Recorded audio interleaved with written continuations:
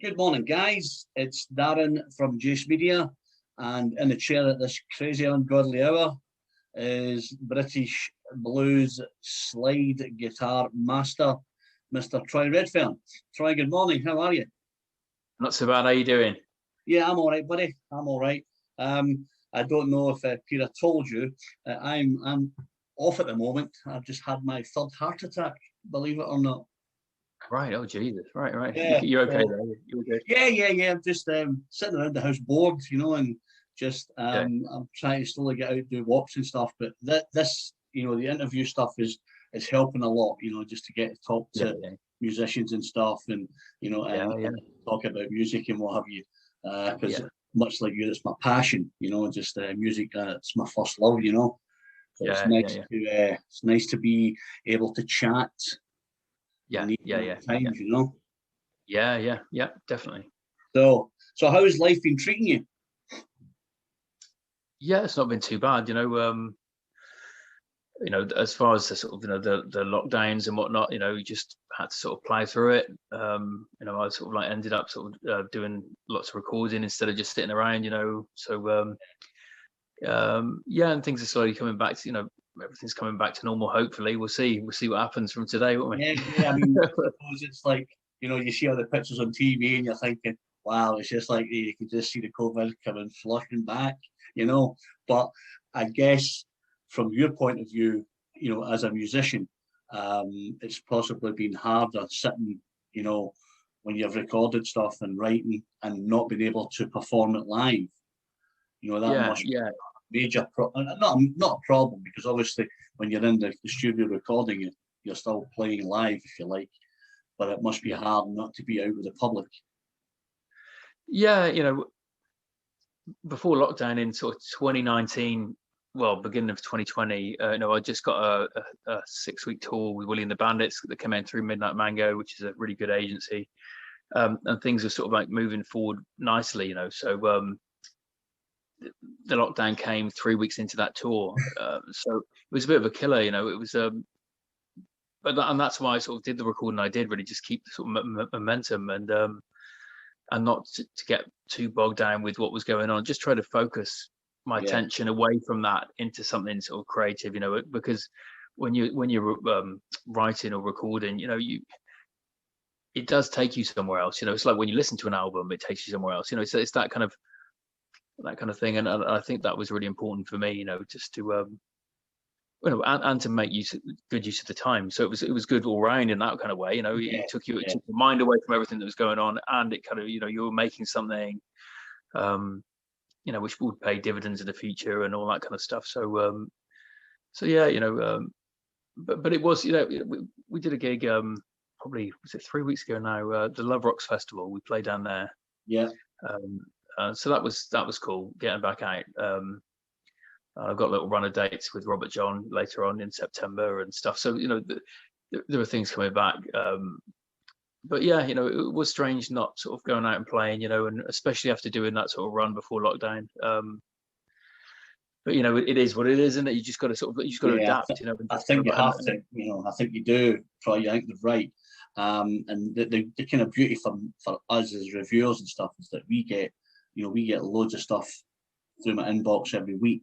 So Yeah. there are musicians out there still making music. There's musicians out there who are itching to get back out on the road, and I'm interviewing all over the world, and you speak to America and Australia, and they're like, yeah, Australia's shit, it's in lockdown, and America's like, yeah, we're out, we're doing it, Europe's like, yeah, we're on a 12-date run of Belgium and Holland, and you're like, wow, and Britain Yeah. just seems to be lagging behind, Yeah. and Yeah.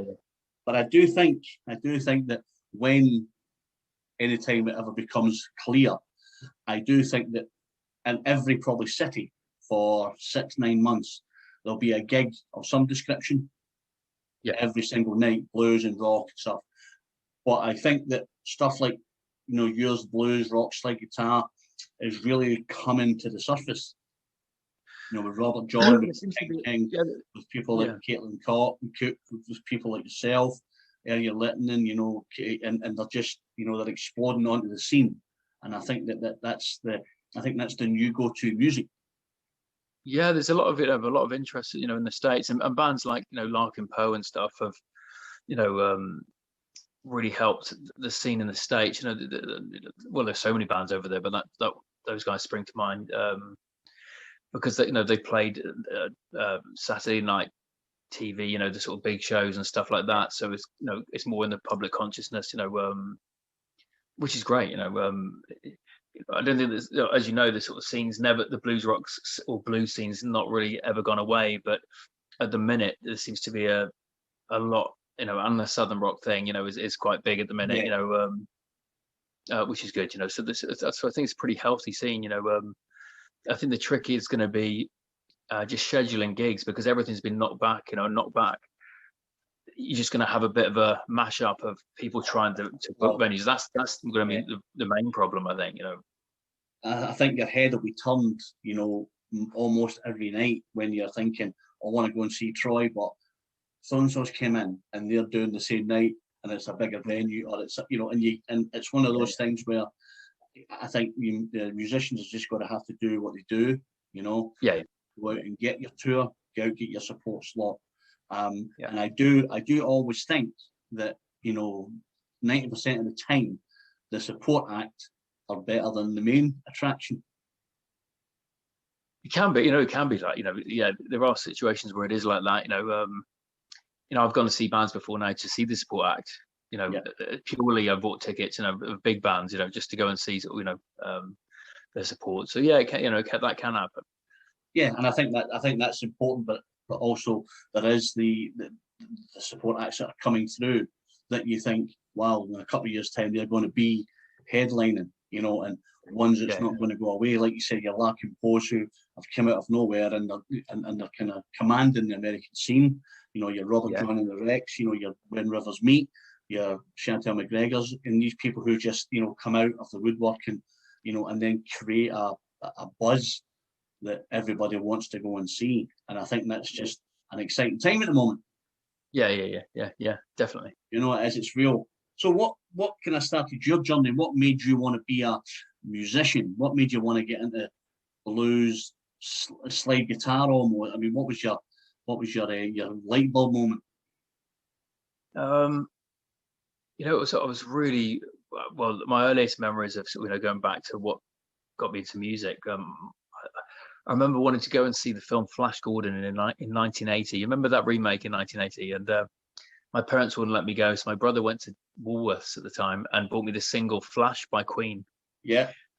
And I hammered that little 7-inch vinyl. I listened to it all the time. And then I bought Night at the Opera and Sheer Heart Attack and those albums. And especially Night at the Opera, I remember being sort of pretty obsessive. I would listen to that album sort of like ridiculous amount of times. And I was only sort of like 7 or something, And I used to listen to the production of like things like Good Company on there with the guitars that EQ'd like a New Orleans jazz band, and I used to love all that.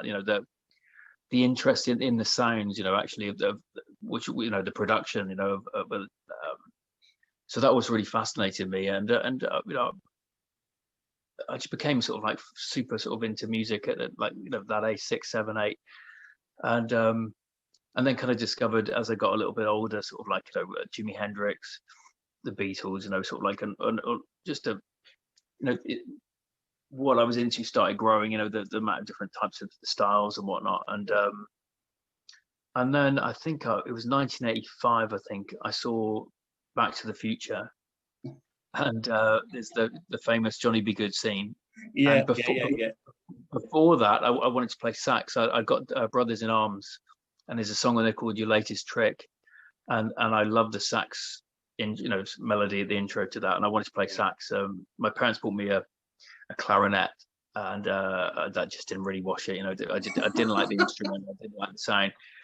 So I had some lessons at school, and it wasn't for me. And saw Back to the Future and thought, right, that's what I want to do. And my parents let me trade the clarinet for a guitar, and got a cheap electric.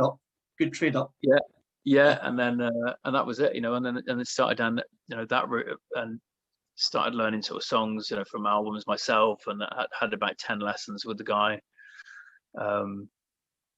and so that was, got me into guitar. And then I was a bit older. I was probably about 17 when an ex-partner's dad showed me how to tune the guitar into open tunings and stuff like that. Right. Okay. So it was standard open modal tunings, and so then from that age I started messing around with with slide, and sort of like there was some little bit of finger style in that kind of in that kind of stylistic way with open tunings. And then just kind of developed it, and carried on with it. And I'd always had a guitar that was kicking around that was in that tuning, so I could just pick it up and play that. Play what you wanted. Well, yeah, because generally, sort of, when you can't really play slide on a, well, some people do it, in standard tuning, just because if you've got fairly light strings, when you press down with the slide, it bashes against the fret, so you need something with sort of tinny sound, and it's not the same. Yeah, you need something with thick strings and or lots of tension. And then before I started this band, I was in a band called the Electric Blues Reaction, and that was for about 10 years, and that was writing original stuff.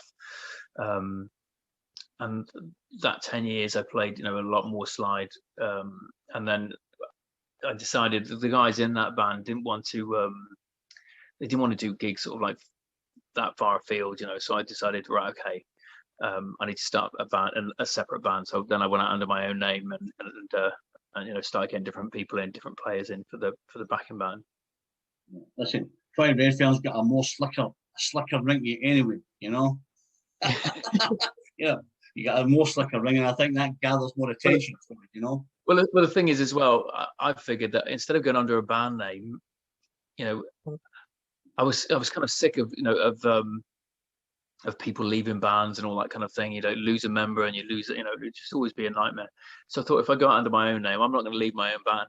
Yeah. So fall out with yourself and go, I don't like you anymore, I'm going to leave. And you're like, okay, I'm left with nothing. Yeah, and I think you're right, but I think that shows it shows the level of professionalism and commitment that you wanted to start your own band, where you wanted to create your own sound and get musicians who were equally into the groove that you wanted to make.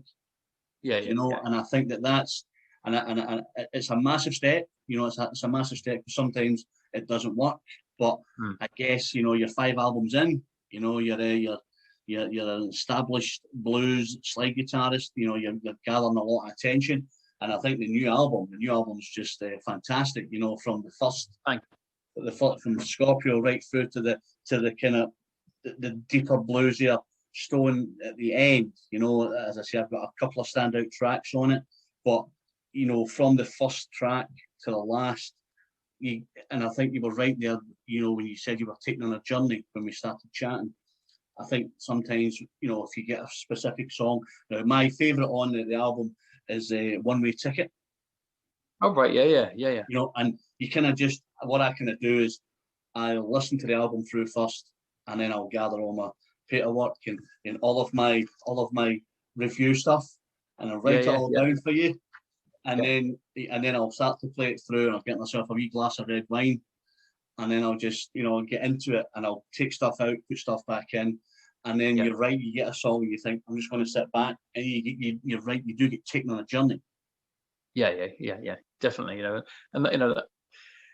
that's the sort of music I've always liked. I'm a big fan of a lot of instrumental music, actually, especially guitar sort of instrumental music, for that reason. And I don't do it as much, but I remember sort of like in my 20s, and I'd put the headphones on, I'd close my eyes, and I'd listen to albums like you're watching a film with complete attention. What I mean?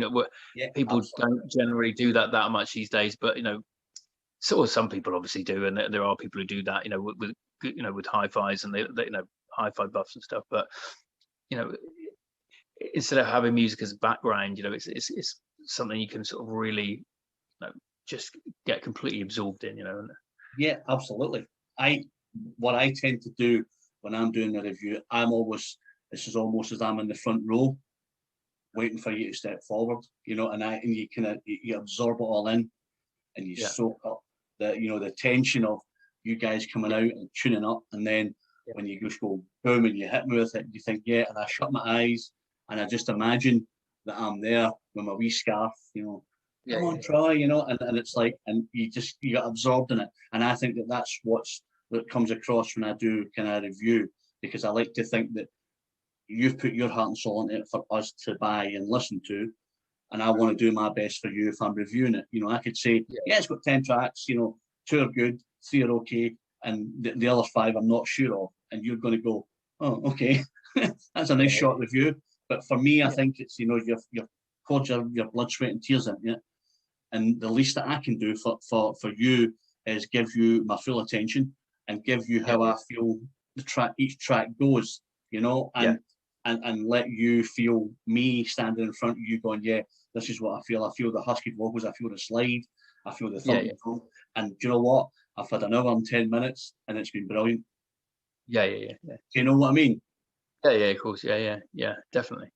That's just how I kind of do my stuff, you know, and I'm hopefully when you do come in March next year, you're going to be at I think it's the Hug and Pint in Glasgow, I believe.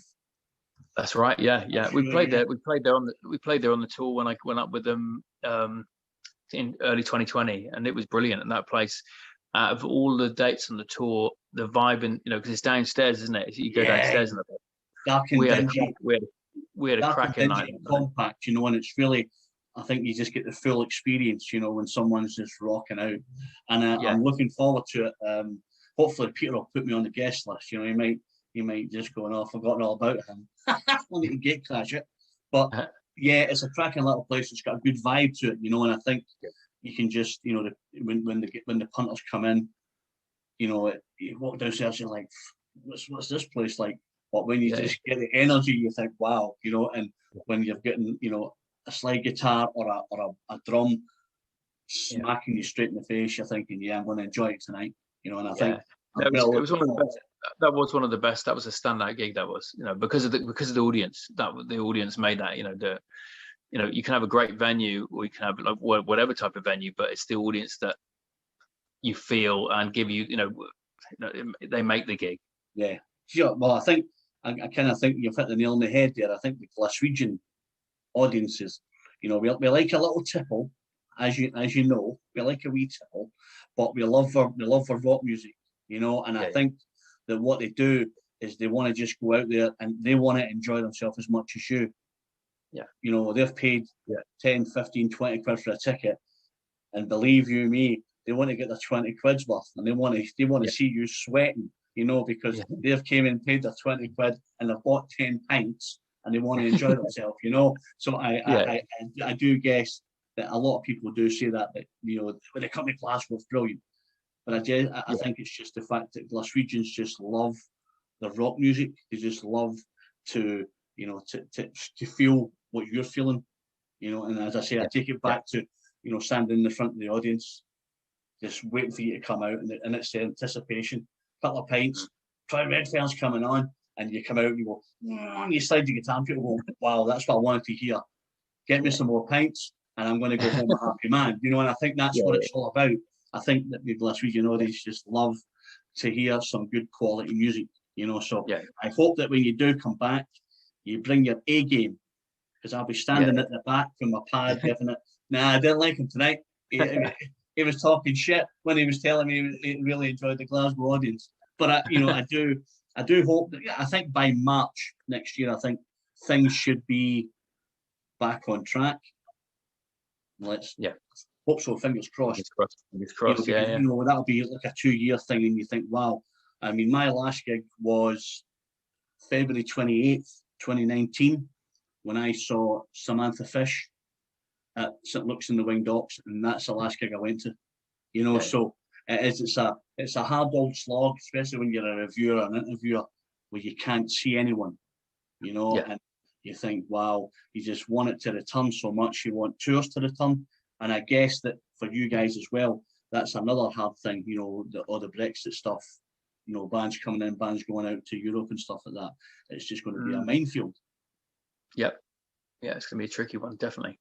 You know, I hear reports of bands going over to France and stuff, and you know, with the Carnets and stuff. I know people people say, oh, that's how it used to happen before, but it just makes it 10 times trickier, you know. When I've done tours in sort of Czech and Spain and Germany, we've been over the Europe loads, and it's always been really easy. You just you just drive a ferry or fly over, and that's it. But now you've got to sort of like check literally every detail of what you're taking, and you've got to pay tax on your merch on the way out. So you've got to pay to take your merch out of the country before you've even sold anything, So things like that are going to make it, we're going to have to see what happens. And you're going to have to then put your merch up to try and cover your costs. People go, but why should I? But you know what? I think that, the music industry's been on its knees, for everyone, for the lighting guys, for the tours, for the crews, to the musicians. And I think, it's only fair that, you just put your hand in your pocket and give that little bit extra, because, it allows you to make music. It allows you to go on tour. It allows you to fill an audience. If you could, you just go, do you know what? I'm not doing it anymore. And I'm going to sit in the house and just do a live stream. Fuck it, I don't care. And I think that would be a travesty, for all musicians, that go, I'm just going to live stream. I'm going to release a single and that's it. I'm not going to tour. But I think that, the world needs musicians to come out and thrill us with their skill, and their writing. It's just being in a room and the volume and hearing the sort of PA or the amps. It's a different scale of volume, and you feel the music in a different way because the sound waves are hitting you and they're big. So you're generating big old sound waves. Yeah. And so you feel that because it's that it's you're being hit by those, and you don't get that. You can't get that off a phone or like a laptop or something. It just doesn't. It just carry it around when you're giving it. Yeah, I've got this sound on this laptop, and I'm thinking, it's not as good as that, No, well, it's not on the same scale. It's not on the same. It's just a whole different thing. And you feel it when you can feel the kick drum hitting your chest. You know what I mean? Absolutely. And that's you're thinking, wow, that's what I wanted to hear. Yeah, and So fingers crossed. Then we're gonna have to just play the next sort of like 6 months by ear really, and just see what happens. But have you found it? I know it's a bit of a stupid question, but have you found it frustrating, or have you kind of just gone with the flow and thought, I'm going to come out of it, or have you wanted to kill someone? No, because this album I decided to put out this year because I recorded the basic stuff, the actual tracks down at Rockfield in February 2020. Just before lockdown, because lockdown was in March, and because I know I'd hired great players in, which cost money. I'd hired Rockfield Studios, which cost money. All these things. The producer, just everything sort of like was a financial sort of outlay. I thought, right, I'm not going to release that album during a lockdown because I can't do any gigs with it. There's nothing. Yeah. So I put that on hold for the year and kind of worked on it with Win, the producer, over that year, just slowly. So then this year we could start coming out. So when I decided to put it out this year in August, this last 3 months has been sort of like pretty much all about generating the videos for that, or just there's a lot that goes on behind the scenes, which people don't probably realize, but it's a lot of work involved in revving up an album to go.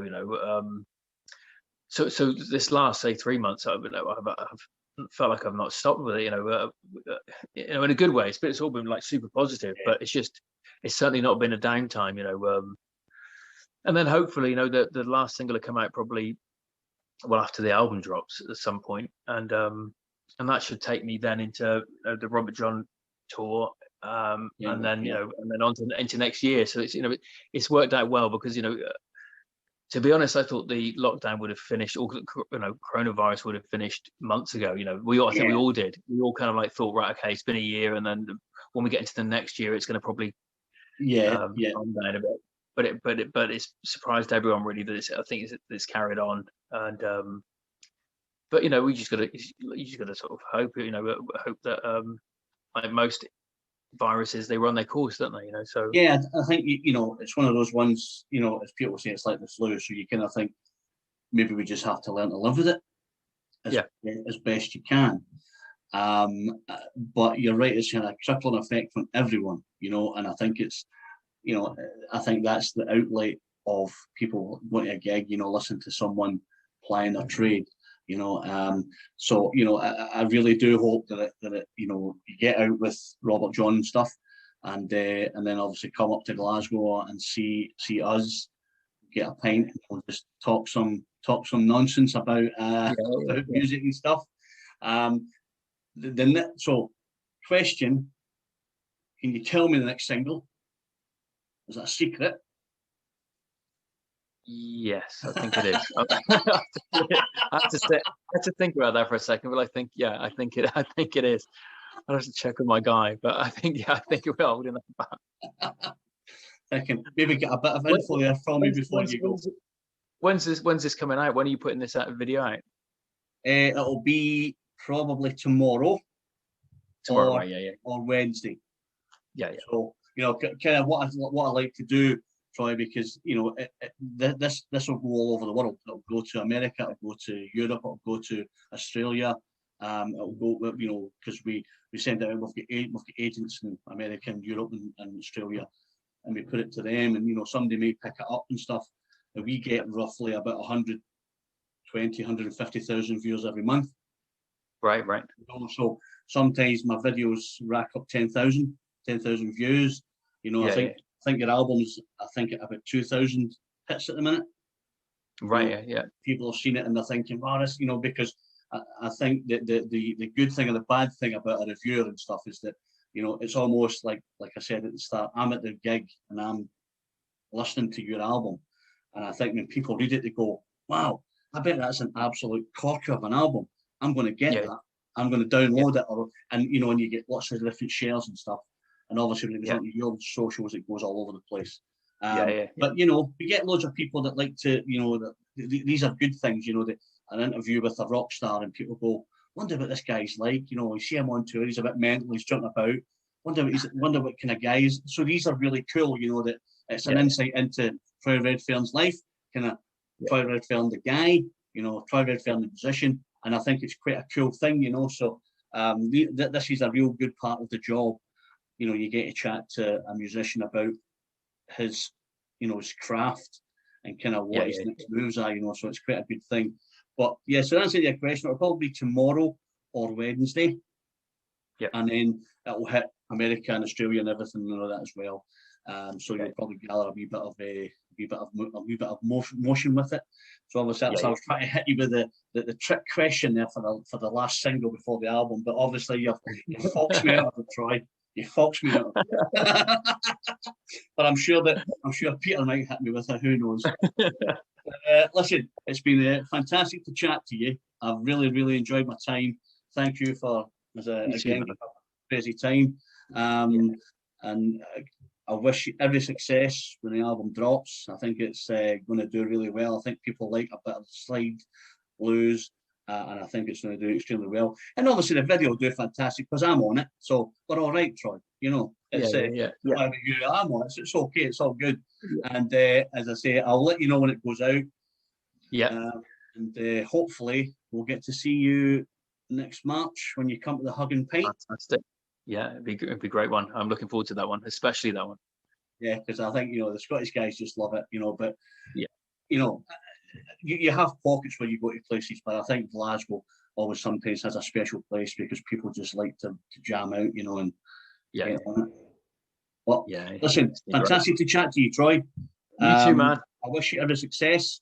This is Darren from Jace Media in the chair with blues legend, British slide guitarist Troy Redfern, saying, have a fantastic week, Troy. Wish you all the best. Man. Take care, nice buddy. one. Cheers. Nice one, man.